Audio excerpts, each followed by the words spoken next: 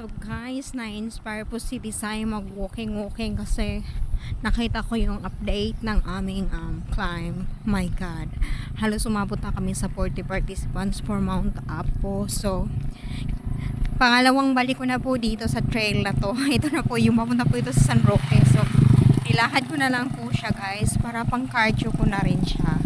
So habang sila nakamotor, si Desai naglalakad, magwo-walking tayo kasi kailangan natin mag-invest sa ating cardio para matibay ang ating mga legs, para may foothold tayo pagkaano sa trail. Hindi ito maganda sanang pang trail kasi nga simentado, pero mas okay na rin po ito kaysa wala ka talagang cardio. So ganito na po muna hanggang sa later on mag-i-increase kasi nakakapag-hike ako ng 16,000 steps kapag meron akong mga major climbs. So for now, ganito na muna. Itong trail na to na muna ang pagtsatsagaan ni Desai.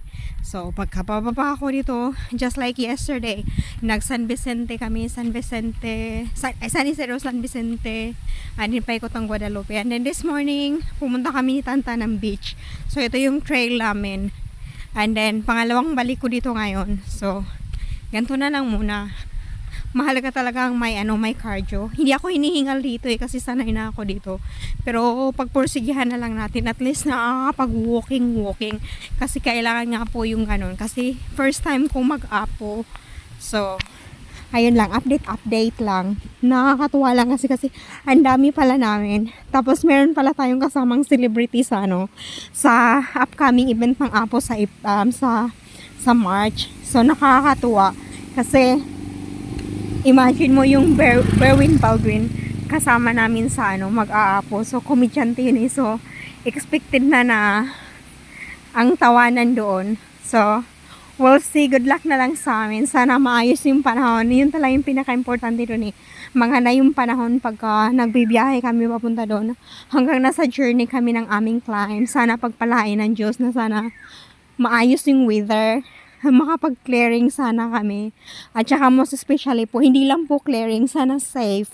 Sana maging matagumpay po lahat na walang maging problema. Kaya kailangan talaga natin mag-exercise. At saka exciting kasi kasama ko po sila Sir Eman. Sila po yung kasama ko nung ako yung nag-iisang babae nung pinag-conquer namin ang Mount Pangasugan. Yun daw po yung pinakamagandang pan-training kapag mag-aapo ka po. So, nag-iisa po si Desai na babae na sumama sa Pangasugan climb namin. Way back, I guess, around 4 years. So, ganun na po katagal. So, itong apo na to, matagal ko na rin po siyang dream. Kaya pagpupursigihan ko po, pag-iipunan ko po para marating ko talaga siya. So sana pagpalain, sana payagan ako ni Jamie kasi gusto ko talagang pumunta doon. Wala naman akong ibang gagawin doon sa climb na yun. Gusto ko lang talagang adventure. Anong tawag doon ba?